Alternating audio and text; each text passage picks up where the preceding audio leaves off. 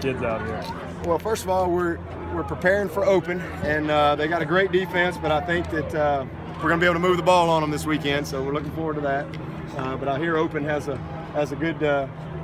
good corner or two. So I think it would be great. We wanted to talk to you about this. Yeah. No, this is Brigham Young. It just went. Brigham Young Episcopals. Yeah. No, this is a great day. I mean, this is just. I mean, all you gotta do is just look at the joy on their faces. I mean, it's just a awesome experience to be a part of, and you know, the Clemson Life program is amazing. It's absolutely amazing. In fact, one of the young ladies, Ansley, I actually met this summer. I'm at the beach down in Florida, and this lady just walks up to me, and she's like breaking out in tears because she's telling me that her daughter is coming to Clemson and going to be in the Clemson Life program.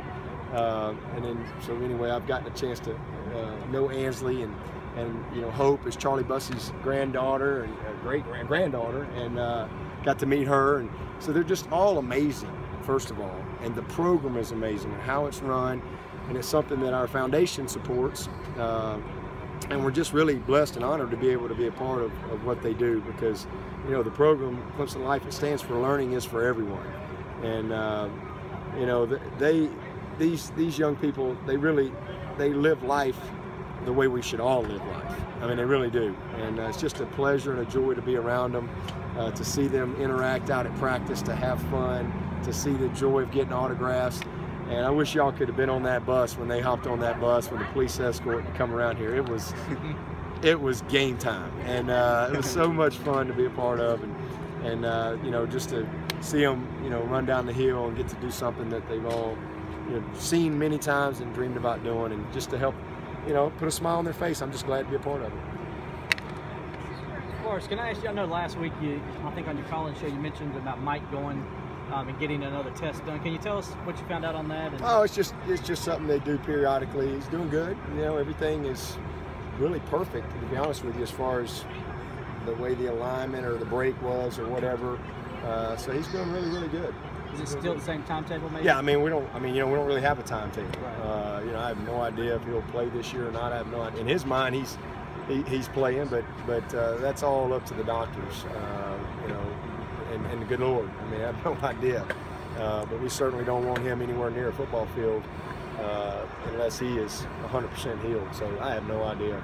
No idea. First impressions on Notre Dame, you know, big win over Georgia Tech. What'd you learn? What have you seen over the first couple days? With Notre Dame? Yeah. Well, they're really good. You know, watching them defensively, it looks like we're getting ready to play Clemson, to be honest with you. That's what it looks like. Really, really good up front, strong, athletic. Backers are big, strong, make a lot of plays. Secondary can cover, athletic, run.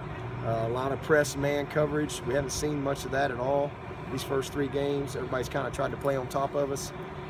This is a whole different type of animal that we're getting ready to deal with in Notre Dame. This is a legit, you know, top 10 football team. I really don't see a weakness in them. I really don't. Same thing offensively. Great wideouts. Everybody talks about Fuller, number 7, but they're all good. They can all make plays. Tight ends, running backs, quarterbacks, exceptional. He's done a great job for them. He's already won a game on the last play of the game. You could just see him playing with a lot of confidence. Now he's come back and won a big game against Georgia Tech. So offensive line is as good as we're going to see. Bunch of experience. So really good football team. Really good football team. And you know, it's one of those games where, you know, it comes down to, you know, 3, 4, maybe 5 plays. It's that type of game. Coach, you play against a big physical offensive line against Boston College every year. Does this offensive line kind of remind you of theirs a little bit? Yeah, I mean, they're just, the biggest thing is, I mean, they're all talented, but they're experienced. You know, they've just got a lot of guys that have played, and you know, that's a hard thing to replace. You know, it's one thing when you play some talented guys that are still a little green. It's another thing when you play some ripe old veterans, and these guys have played a lot of ball. Know what they're doing, well coached, fundamentally sound. You know, this is a talented team that plays hard and is well coached at every single position. You weren't kidding when you talked about Hunter Renfrow looking like a trainer, but after talking him up throughout fall camp, I mean, he validated pretty much what you said. He looks like what we thought he would. I guess y'all think I lied to you all the time. You know, I try to tell y'all the truth, but no, he's a player. I mean, there's nowhere else to say it. You know, said the same thing about Adam Humphries for 4 years, and you know, everybody wants to know why Adam Humphries is playing. You know, same reason the Bucks are playing him.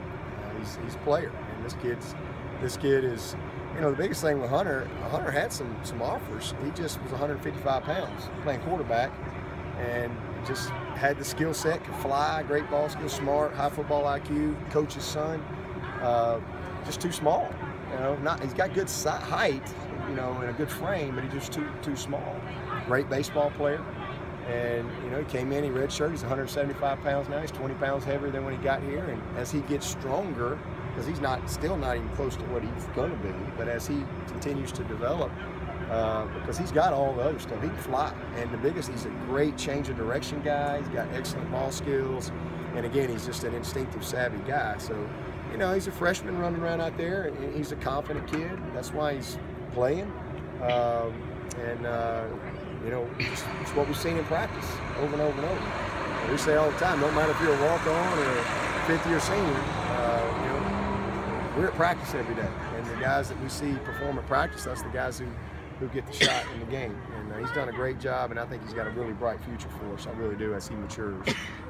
How encouraging was it for you the way y'all ran the ball against Louisville, given that you're going to be without Ryan again against Notre Dame?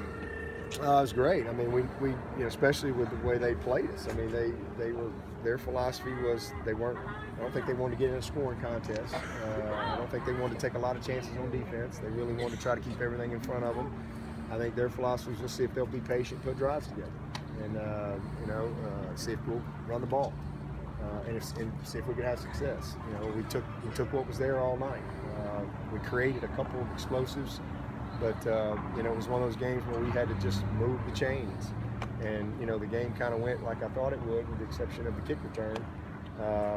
You know, I felt like that without that play, we got a chance to get out of there with, you know, double-digit win, and which is difficult to do. But to run the ball for 210 yards, and more importantly, to me, the best part of that game was we only had 8 negative yards.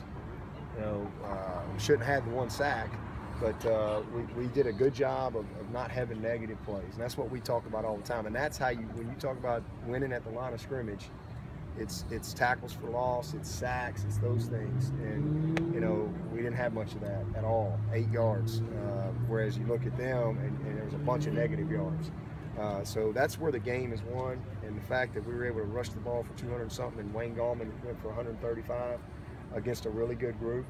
I think it gives our guys a lot of confidence, because that's what we had to do to win that game. There's going to be different things that we're faced with from time to time. There's going to be other teams that are going to say, hey, we're not going to let you run the ball. And, you know, they're going to play a lot of one safety. They're going to play a lot of man coverage, and so we got to make plays. You know, you're not going to make a lot of hay with 8-man boxes.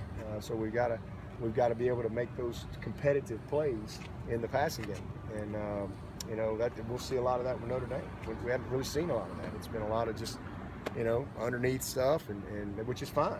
You know, when you get that, you've got to stay patient, and you have to execute your plays. You know, we had 2 plays that we missed the other night. That was the most frustrating thing offensively. Was the play to Leggett, which could have probably put the game away, and then the play to Gallman that he doesn't finish.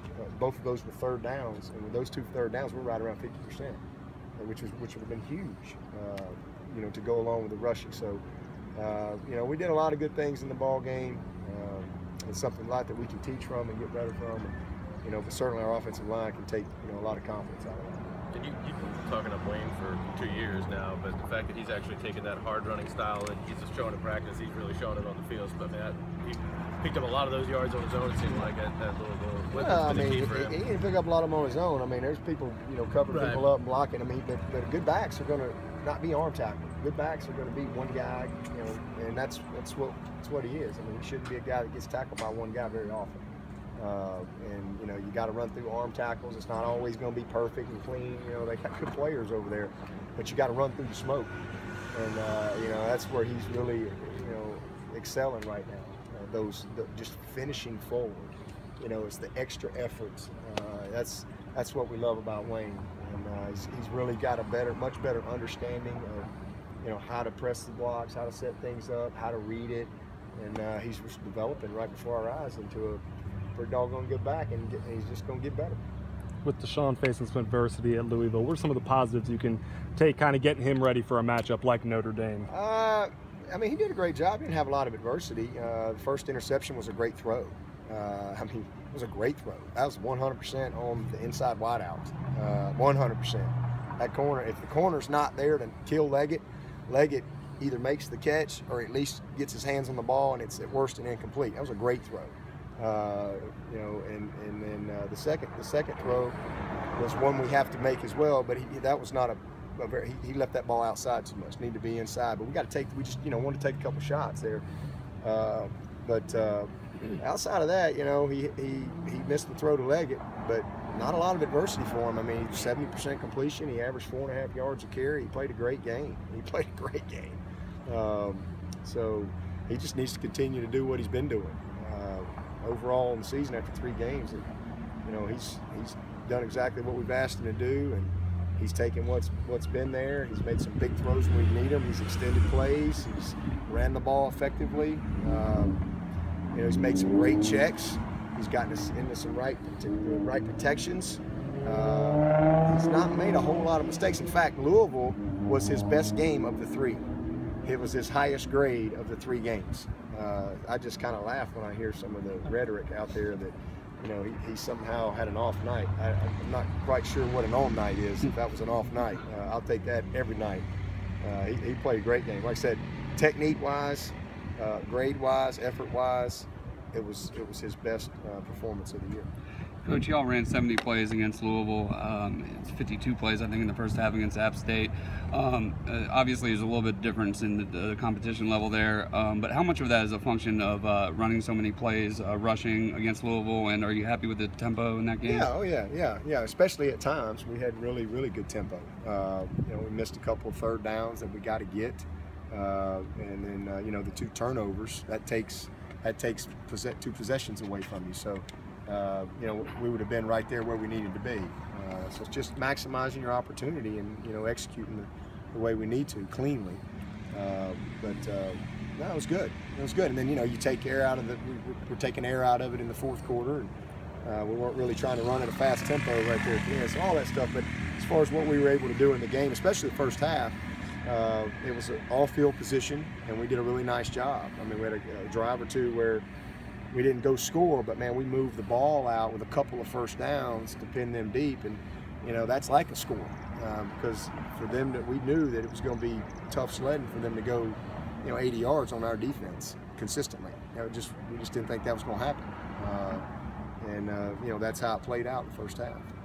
Talk about how good Notre Dame's wide receivers are. How tough a test do you think this will be for McKenzie in comparison to what he's had this season in his career? Be as tough as it gets. Be hard to get any tougher. Be like the practice field's been around here for him since he got to Clemson. It's going to be tough. It's tough out here on the practice field. It's going to be a very difficult challenge. This is a great group, and Fuller is a superstar for a reason.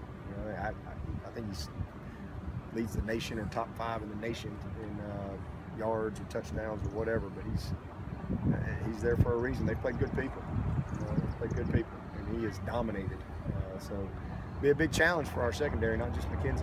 You think McKenzie relishes opportunities like this? Yeah, I mean, he's a competitor. Yeah, I mean, everybody that likes to compete at the highest level relishes opportunities to play the best, one of the best out there, certainly. Anything else? No new injuries today, Coach? No. All right.